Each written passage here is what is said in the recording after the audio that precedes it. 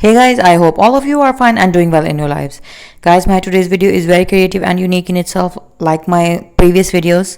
But before going into the further details of this video, I have a simple request to you that if you are new to my channel or you haven't subscribed my channel or you are watching my video for the very first time, then please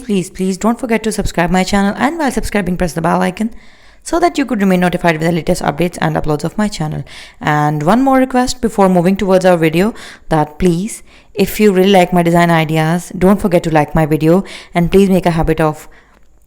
leaving your comments below my video so that I could get to know what you feel about my content and what you want me to share with you in my new upcoming videos. So friends, as you could see that the entire video is showing you a very beautiful, classic, stylish, elegant, unique and a very easy to make hand embroidery patterns of dress designs. Yes friends, you can design your dresses, kurti, shirts, kameez, frocks, gowns, t-shirts, sweatshirts and many more creative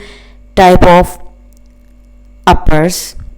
or tops that you wear on daily basis usually. So